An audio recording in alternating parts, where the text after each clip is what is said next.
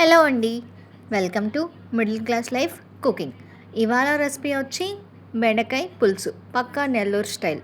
దీనికి కావాల్సిన ఇంగ్రీడియంట్స్ బెండకాయ, టమాటో, ఉల్లిపాయ, చింతపండు, తాలింపు దినుసులు, వాటర్. ప్రాసెస్ చూద్దామా? ముందుగా పాన్ పెట్టుకుని ఆయిల్ వేసి ఆయిల్ హీట్ అయ్యాక ఉల్లిపాయలు, బెండకాయ ముక్కలు వేసేసి ఒక 5 minutes మగ్గించాక బెండకాయ 20% కుక్ అయ్యాక మనం ముందుగా నానబెట్టుకున్న చింతపండు, దాంట్లో టమాటో వేసి బాగా కలిపి దాంట్లోనే ఉప్పు, కారం, పసుపు వేసి ఆ నీళ్ళని తెచ్చి బెండకాయల్లో పోసేయాలి. ఇప్పుడు బెండకాయల్ని ఆ వాటర్తో మగ్గించాలి.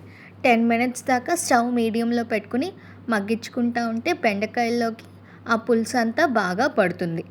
లాస్ట్గా ఒక 15 minutes మూత పెట్టి మనం మీడియంలో ఉంచుకుని బెండకాయల్లోకి బాగా మరిగేటట్టు ఉంచుకుంటే మనకి వేడి వేడి బెండకాయ పులుసు రెడీ అయిపోద్ది.